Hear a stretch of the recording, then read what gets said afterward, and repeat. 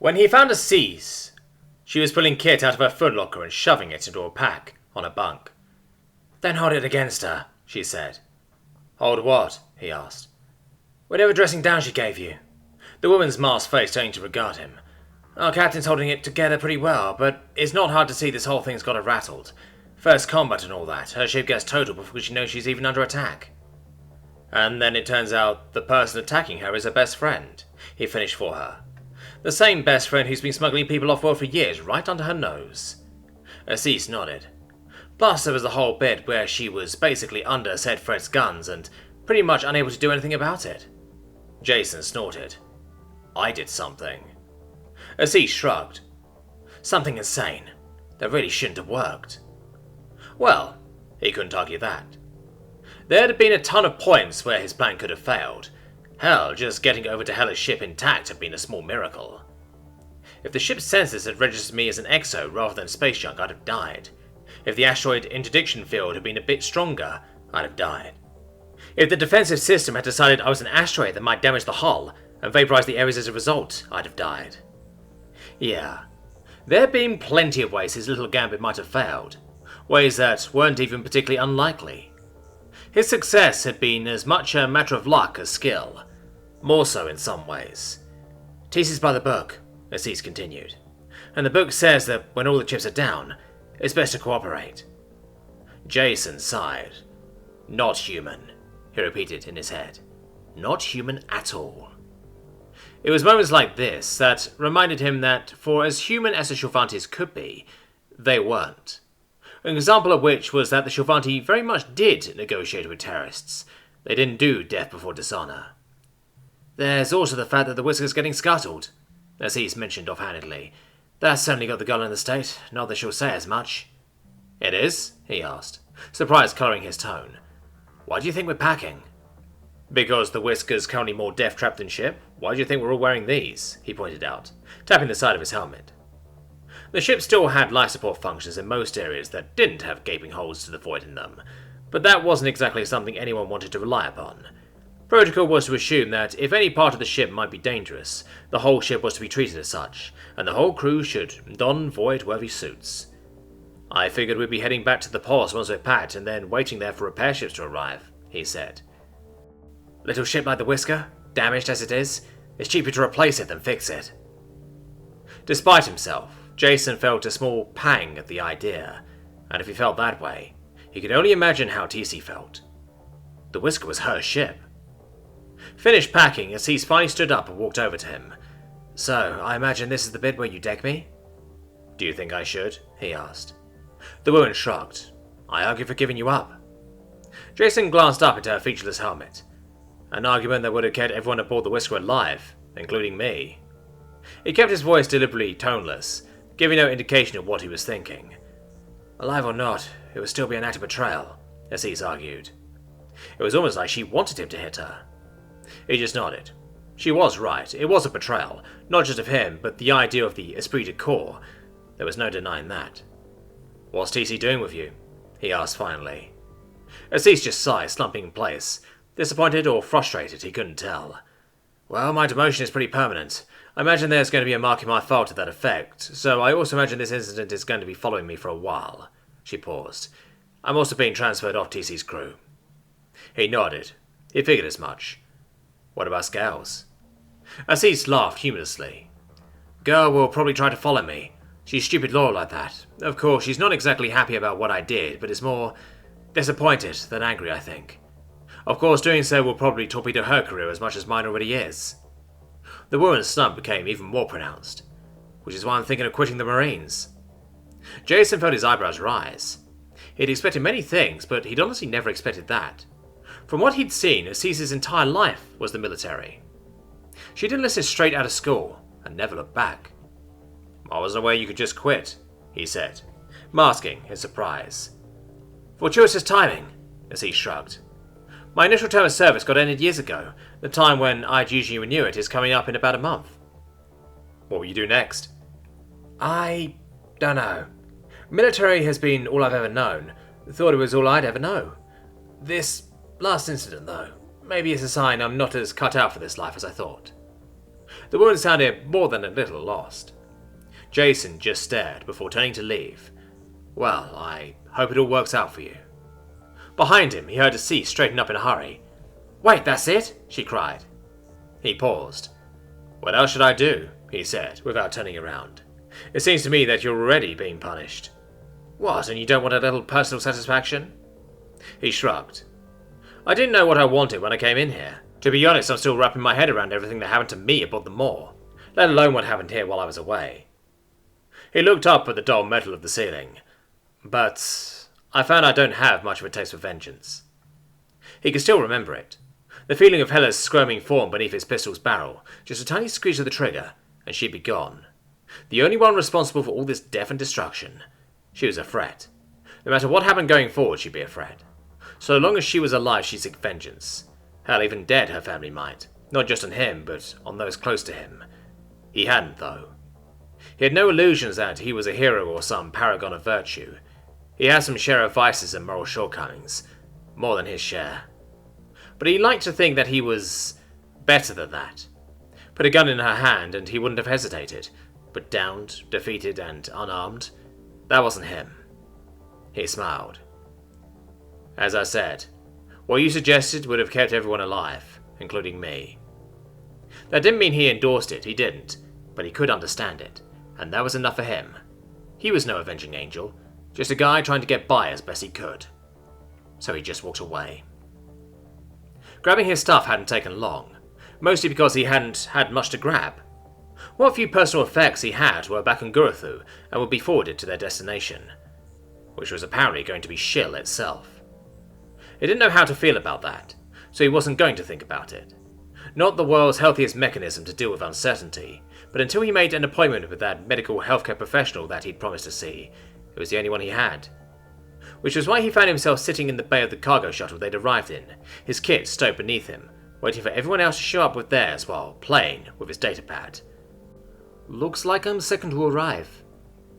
He downed and leapt out of his seat as someone spoke up from behind right, which only served to jolt him painfully in place given that he'd chosen to preemptively fasten himself in.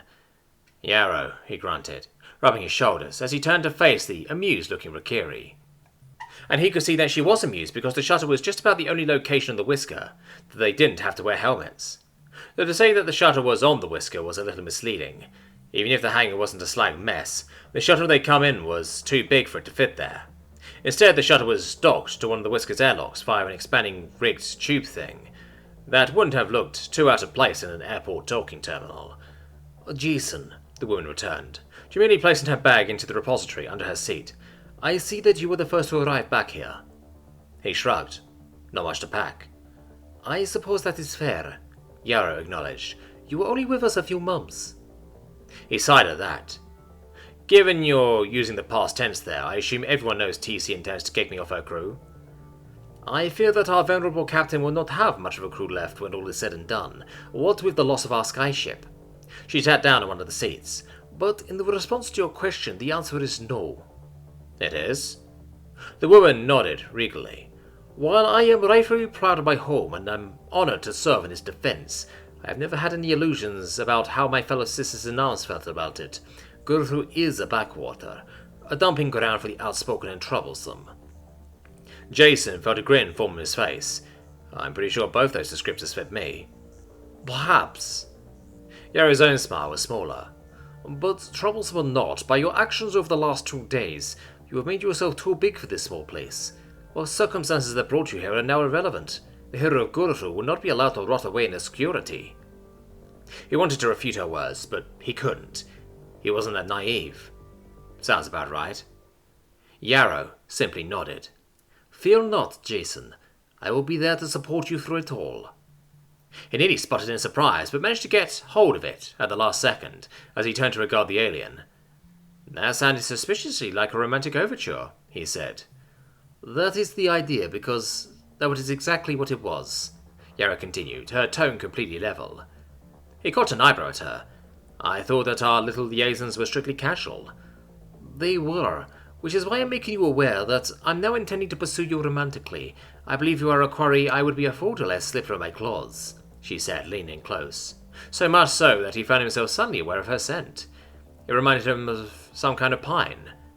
He deliberately kept himself calm. When did you come to this conclusion?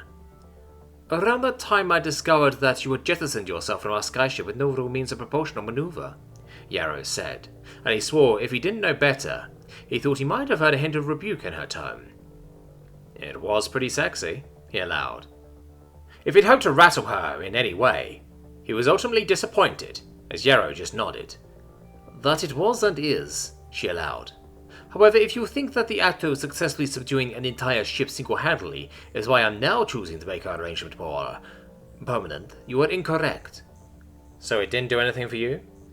I didn't say that, Yrrol continued without missing a beat, a certain all-too-familiar glassiness entering her eyes for just a moment. But exciting or not, a male that chooses to engage in borderline suicidal acts of heroism is hardly what one would describe as an ideal candidate for a long-term life partner. Quite the opposite. Huh, Jason murmured. So if it wasn't my feat of spectacular heroics that brought this about, what was? Simply the realization that you might disappear from my life, and that I do not wish for that to happen. That's it? That's it, Yrrol acknowledged matter-of-factly. And if I'm not misjudging our relationship, I think you'll feel the same. Shit. She wasn't wrong. He did like Yrrol. He liked her a whole lot, but he'd been avoiding confronting that from pretty much the moment they met because of... We'll need to talk to Pajschet about this, he said. She deserves to have a say if this thing becomes something more than just sex. And wasn't that an idea that he was still getting his head around? He was also totally surprised when the woman opposite him breathed out what he could only belatedly realize was a sigh of relief. Was Yrrol nervous? The whole idea was so totally at odds with his idea of her. Still, she was smiling wildly, and if he wasn't mistaken, that rhythmic thudding he heard was the woman's tail beating against her seat. Of course, that only occurred for a few seconds before she got a hold of her emotions, her features shifting back to the regal and calm countenance he was accustomed to. He could still hear the sound of her tail, though. Of course, she said after a small cough, Pajschet is much a part of this dynamic as you. As the saying goes, a single ally in the bedroom is no defense against 6 sworn foes in the home. Despite himself, he found himself smiling back at her. You know I have no idea where I'm going next, right? He said softly. She scoffed. It matters not. I will request to follow your posting. I don't think it works like that, he chuckled. He had no idea how it worked on Earth, but he was pretty sure that the military rather explicitly kept people who were involved apart. Then again, I might be wrong. He really had no clue about Earth or the Imperium. It hadn't come up with Pajschet. Perhaps, Yrrol allowed. Yet I will try anyway. Jason found he couldn't argue with that. Instead, he just laid a hand upon her own, which seemed to take some of the wind out of the alien sass after her proud declaration of intent, as her posture shifted to one that was almost bashful. Eventually, though, she relaxed, and the two simply enjoyed the comfortable silence that had built between them. First you stole my exo, then you wrecked him.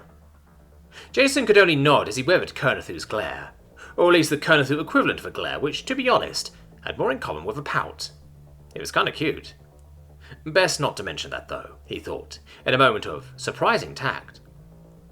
The journey from the Whisker to the Jump, the courser that was taking them to Shill, had been pretty much silent, an outcome he'd attributed to the fact that most of the crew seemed to be caught up in their own ponderings. Even Rocket, which he supposed said a great deal about how the events of the last 2 days had rocked the crew. Of course it couldn't last. Even though the Jump was essentially little more than a set of engines with most of his ship attached, it was still a 3-day journey to Shill. Not that Kernathu needed 3 days, he thought. No. She confronted him within the first hour of their time aboard the courser, which he liked to think said a lot about how much more comfortable she'd gotten to be around him, when compared to the almost perpetually silent individual he'd encountered when he first came aboard the Whisker. Yeah, he said slowly, as he turned away from the window he'd been stargazing out of. Not that there was much to see. The view from a ship in phase was little more than an indistinct blur of greyish-black. Wrecked was also an entirely apt descriptor of what he'd done to Kernathu's exo. The machine was totaled. Sure, it could be repaired, but much like with the Whisker itself, it would probably be cheaper to just scrap the whole machine and be done with it. He'd used Ares hard.